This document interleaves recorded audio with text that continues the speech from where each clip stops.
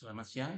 Topik kali ini akan membahas tentang tahapan operasi SPSS, Statistical Package for Social Sciences, disampaikan oleh Bambang Sugiono Agus Purwono, Universitas Baudin Udari, Sumeneb, Madura, Indonesia.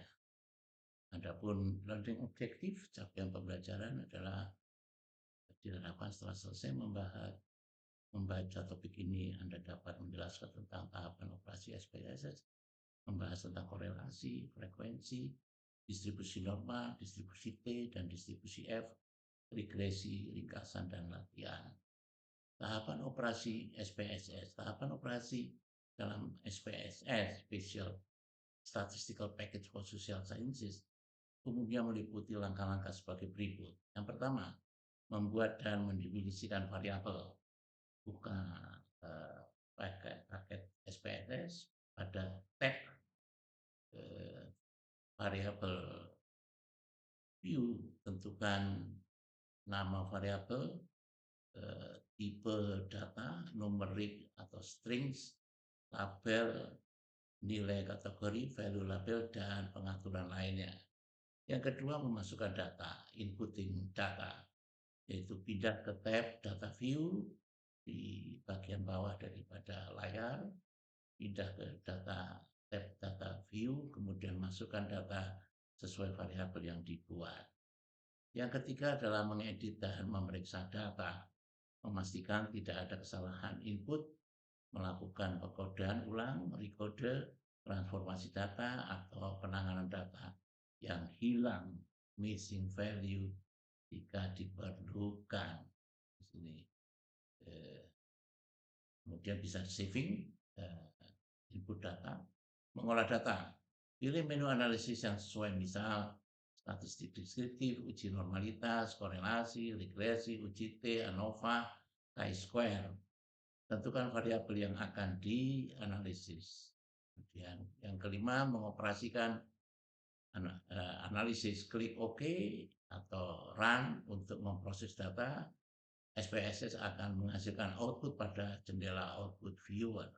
Yang keenam, menginterpretasikan hasil, membaca tabel dan grafik yang dihasilkan, menafsirkan nilai statistik seperti mean, rata-rata, standar deviasi, significant, p-value, koefisien korelasi, dan sebagainya.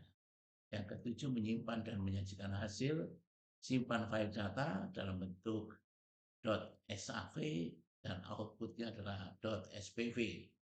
Kemudian salin tabel atau grafik ke laporan penelitian atau MS Office, skripsi atau artikel ilmiah jurnal.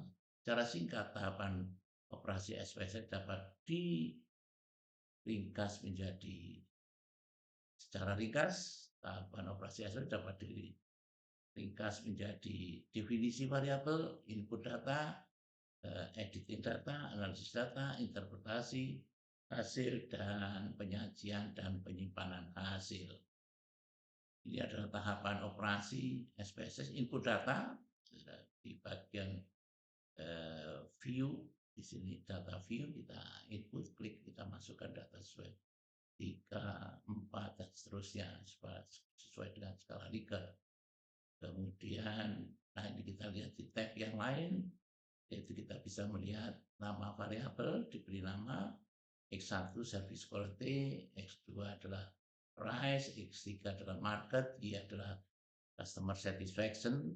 Di sini numerik, ada dua pilihan, numerik atau string, dan yang penting kan sebelah kanan, ordinal atau skala yang lain. Kita bahas topik khusus tentang skala.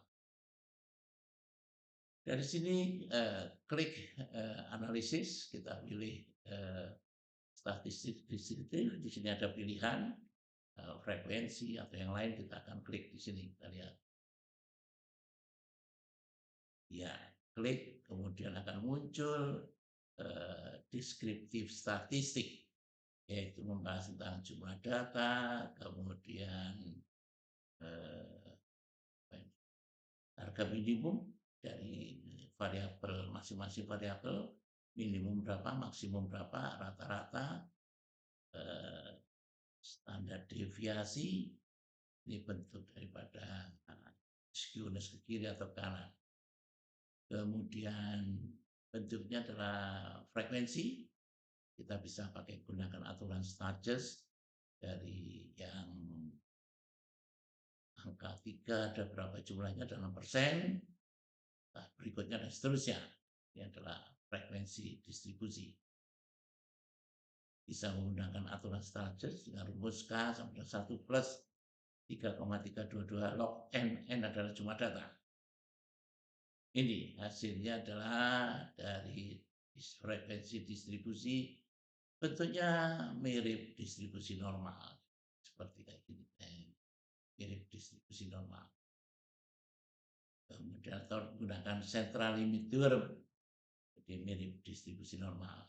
Berikutnya adalah korelasi. Tinggal klik correlate.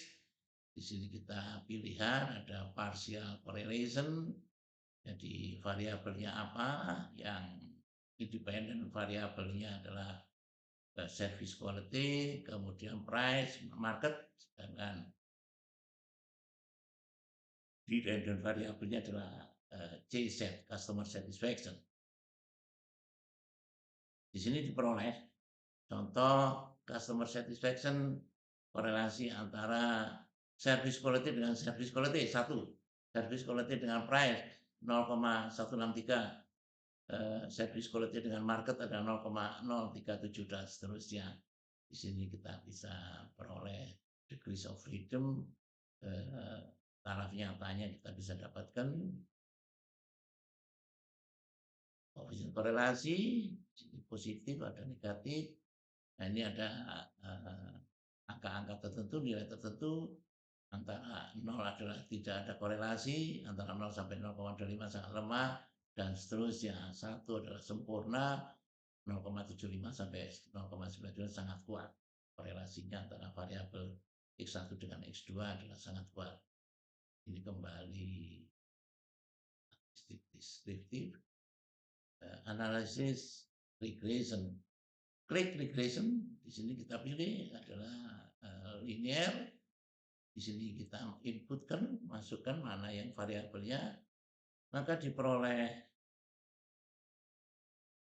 ada beberapa output dan akhirnya didapat ini. Jadi, nah, di sini kita melihat tadi coefficient determination. Jadi R, kemudian R kadrat adalah coefficient determination, yaitu menunjukkan bahwa angka 0,516 adalah 51,6%. Informasi dari data ini memberikan informasi sebesar 51,6%. Sisanya adalah variabel yang lain. Itu R kuadrat. Kemudian di sini adalah koefisien regresinya, didapatkan T1 sama dengan 0,2580 plus 0,217 serval ditambah 0,051 price dan ditambah 0,235 market.